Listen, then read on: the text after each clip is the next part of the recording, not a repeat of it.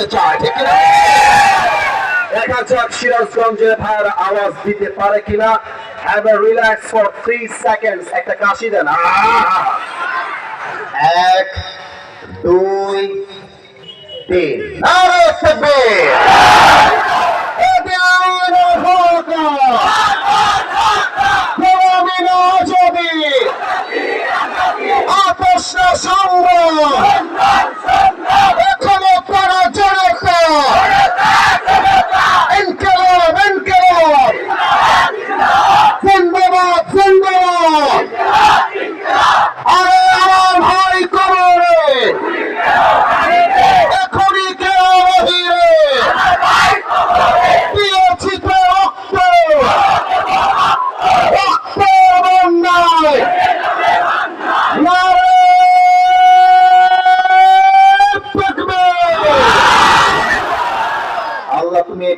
স্লোগানকে কবুল করো, পড়েন সবাই আমিন।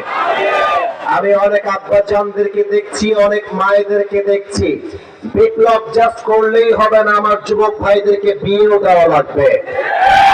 এবং আমার মনে হয় মাদক মুক্ত সমাজ করতে যুবকদের ছাড়া দ্বিতীয় কোনো ওয়ে নাই। যুবক ভাইরা, ঠিক কিনা? আমি সিরাজগঞ্জের মাহফিলে বলেছিলাম মজা করে, শীতকালে যার বাড়িতে বউ নাই তার বাড়িতে কিছুই নাই। আরে শীতকালে কম্বল দিয়ে শীত দূর হবে না, ল্যাপ দিয়ে শীত দূর হবে না। শীত দূর করতে যুবকদের ঘরে ঘরে বউয়ের দরকার।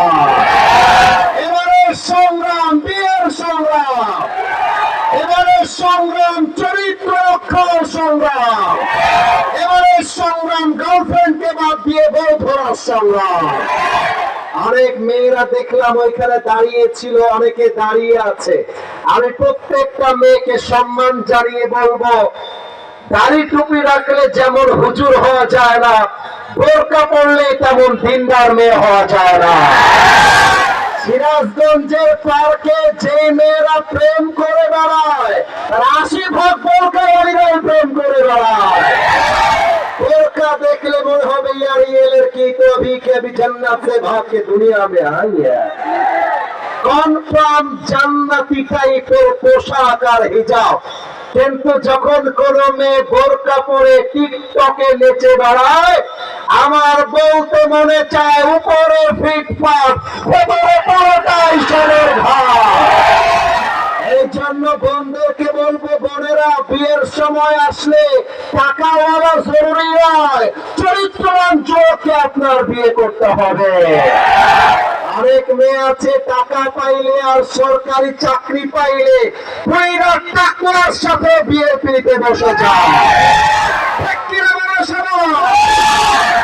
সবাই 2 হাত তোলেন, এভরিবডি 2 হাত সবাই। এবার একটা তাকবীর দেন, নারায়ে তাকবীর। আমি যে ওয়াদা করবো হাতটা নামানো যাবে না। একটু সবাই মিলে ডাক দেন, বলেন আল্লাহ। কানে আওয়াজ যদি আসে পুরো মাঠ কাঁপবে, আওয়াজ জোরে দাও, আল্লাহ। তোমার শাহী দরবারে দিল থেকে তওবা করলাম, ও আল্লাহ। আরো জোরে, ও আল্লাহ, তুমি আমার জীবনের সব গুনাহ মাফ করে দাও। আওয়াজ দিয়ে বলেন সবাই আমিন। 2 নম্বর ওয়াদা বলেন, আল্লাহ আমি তোমাকে, এই কথা যেন আওয়াজ কমে না যায়, জবান খুলে বলবেন ওয়াদা দিলাম। और भी जोर से बोलो, वादा दिलाम। আল্লাহ আজ থেকে এক ওয়াক্ত নামাজ, আরে আজ থেকে বাবা জোরে কর নামাজ।